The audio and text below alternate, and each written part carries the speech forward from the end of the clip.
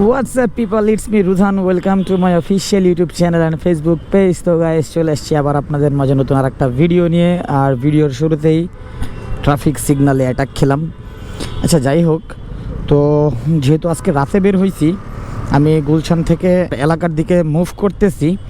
আর আমার বাইকে ফুয়েল একদমই নাই, মানে একদমই নাই বললেই চলে, অল্প একটু ফুয়েল আছে। এখন গিয়ে আবার আমার বাইকে ফুয়েল লোড করতে হবে। আর আমি আমার বাইকে যখন ফুয়েল লোড করি একবারে ফুল লোড করি।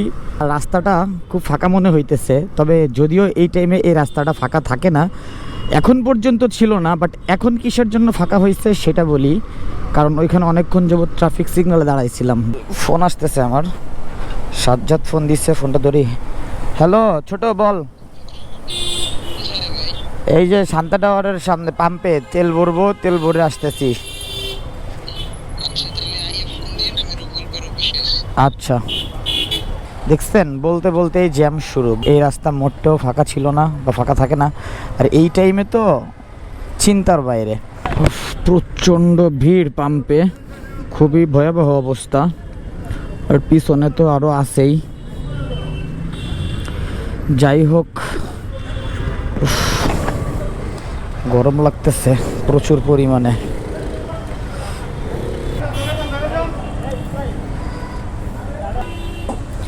একশো কত, 25 টাকা করে না? 125।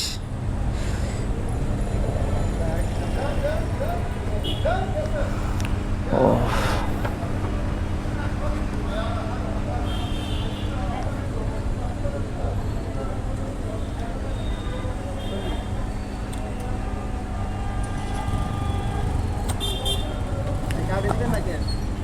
আরো যাইব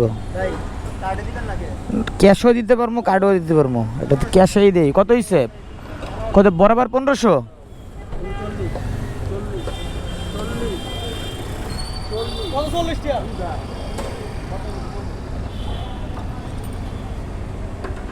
বরাবর 1500 না?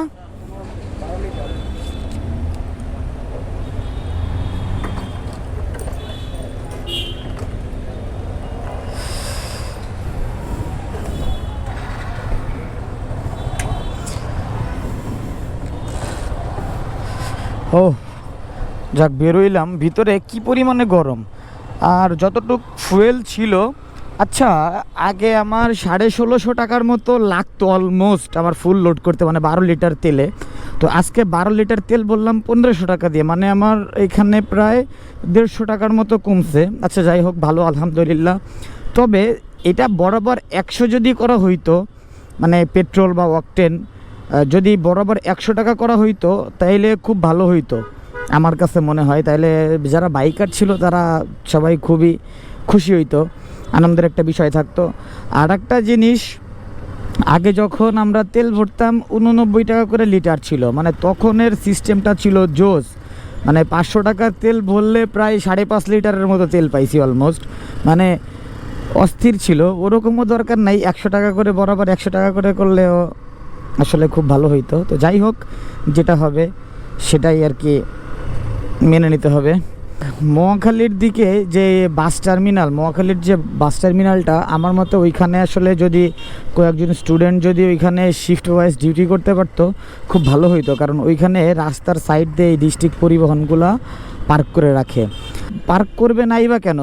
কারণ মহাখালী বাস টার্মিনালে বাস ক্যাপাসিটি আছে 400, বাট মহাখালী বাস টার্মিনালে বাস আছে টোটাল 2000 প্লাস।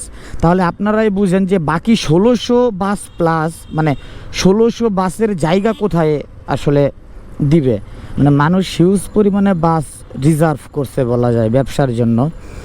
মানে আগে তো একটা অন্যরকম সিচুয়েশন ছিল, বাস মালিকরা সরকারের প্রচুর পরিমাণে ট্যাক্স দিত, তারপর পুলিশও এর ভিতরে ইনভলভ ছিল, পুলিশও এখান থেকে টাকা খাইতো। মানে একটা টার্মিনালে যে কী পরিমাণে টাকার খেলা চলে ওইটা আসলে বলে বোঝানো সম্ভব না, আমি যতটুকু বুঝি। কারণ বাস টার্মিনালে প্রচুর পরিমাণে টাকার লেনাদেনা থাকে, আর ওই লেনাদেনার উপর বেস করেই সরকার তাদেরকে অবৈধ জিনিসটাকে বৈধ করে মেনে নিছে, এই আর কি। তো আমরা চাই না যে আর কখনো কোনো অবৈধ বা কোনো ঘুষ বা কোনো খারাপ কাজ বা কোনো অনৈতিক জিনিস ঘটুক। বাংলাদেশে আমরা সবাই চাই এখন শান্তিপূর্ণ একটা দেশ, আর আমাদের দেশে কোনো ঘুষ থাকবে না, কোনো রাহাজানি থাকবে না, হানাহানি থাকবে না, বৈষম্য থাকবে না।